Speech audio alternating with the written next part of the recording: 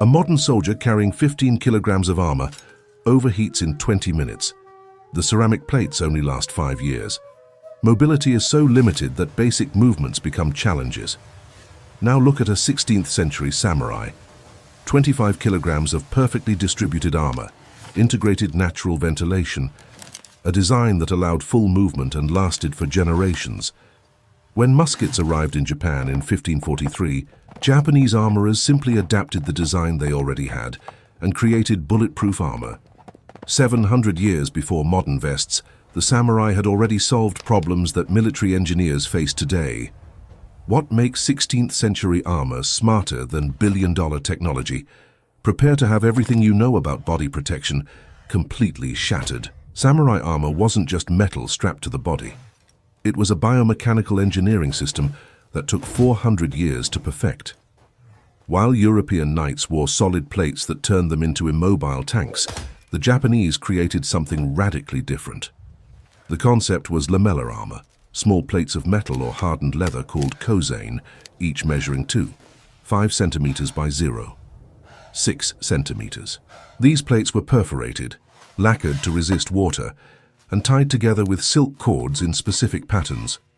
The result was a surface that moved like fish scales, flexible in all directions, but rigid enough to deflect blades and arrows.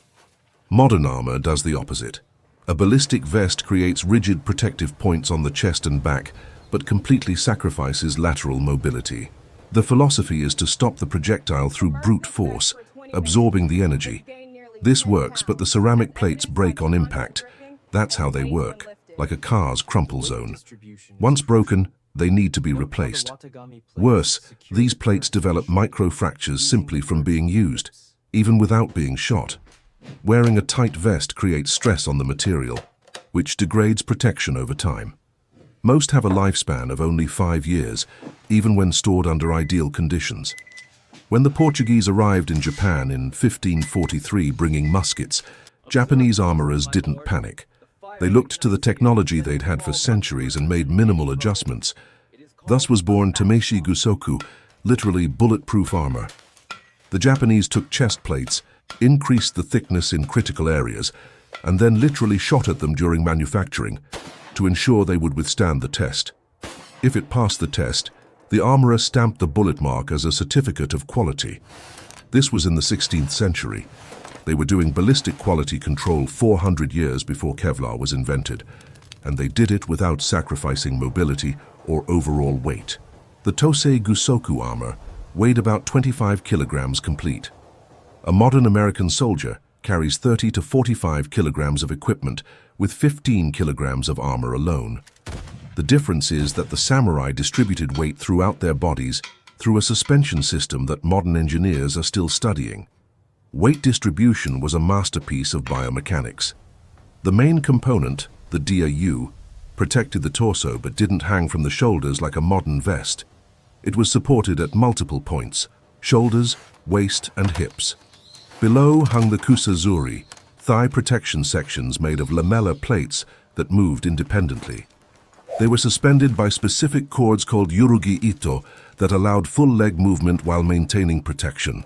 A samurai rider could mount, dismount, run, roll, and fight on the ground without restrictions.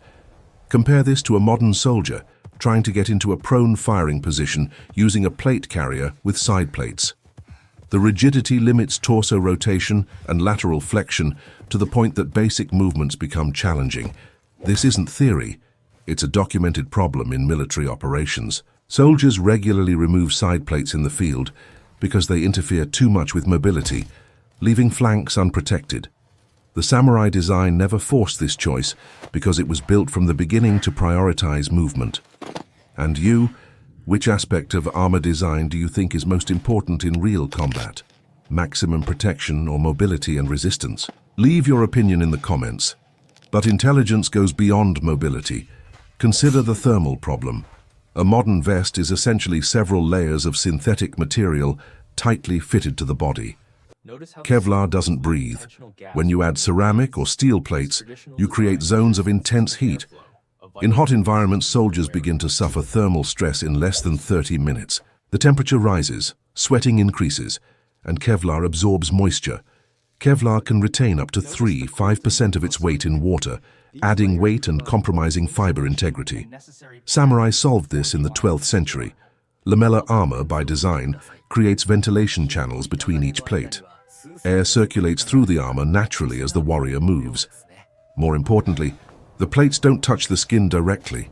Underneath the armor, the samurai wore multiple layers of fabric that created air space and absorbed impact. This spacing wasn't accidental. It was deliberate engineering. If an arrow penetrated the outer armor, it would lose energy passing through layers of fabric and airspace before reaching the skin. It was protection in depth, the same concept that modern militaries try to replicate, with systems that combine soft armor with hard plates. Durability exposes the limitations of modern equipment. There are samurai armors in Japanese museums that are over 500 years old and in functional condition. The Oyamazumi Shrine houses 40% of all armors designated as national treasures. Many were used in real battles and survived. How? Lacquering. Each Kozaine plate was covered with multiple layers of urushi lacquer, a natural tree resin.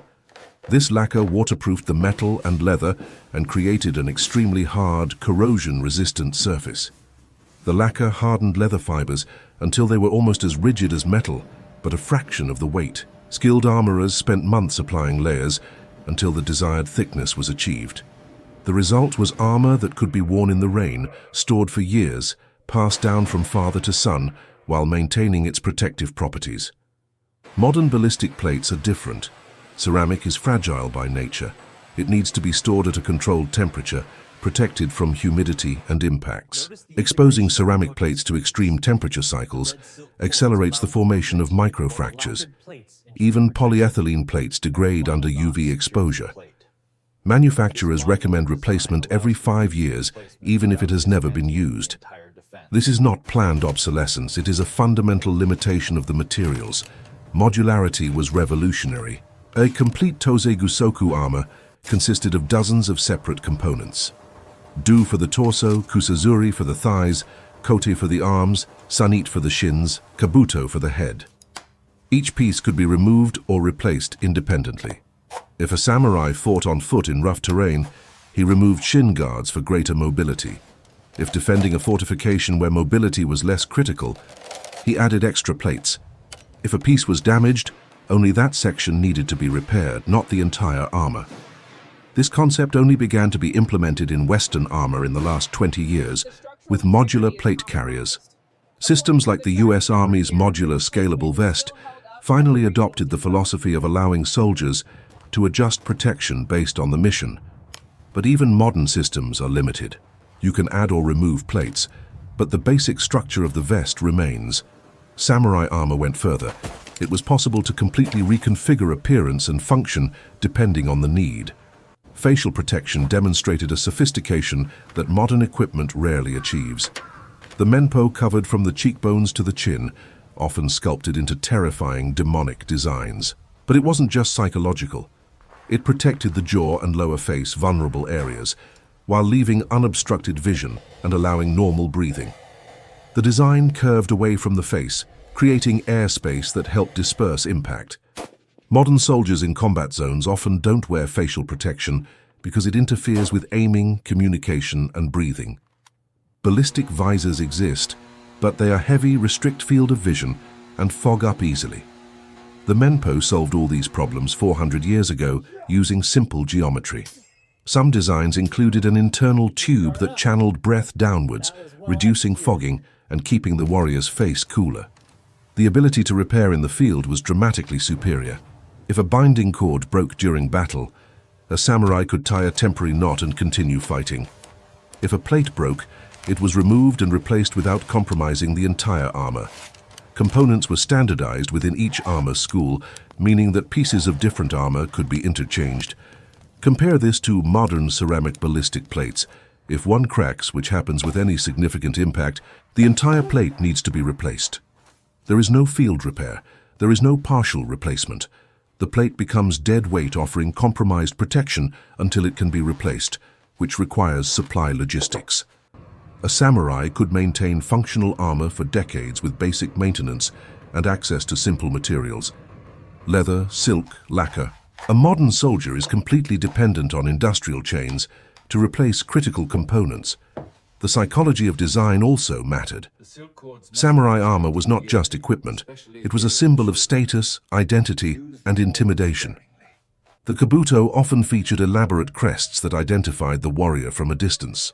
Cord colors indicated clan and rank. Some designs resembled the breastplates of old men with wrinkled skin details. This served a purpose: visual intimidation. A warrior who looked like an ancient demon had a psychological advantage before the fight even began. Modern armor has abandoned this aspect. The focus is purely functional. Stop bullets, minimize weight, maximize mobility.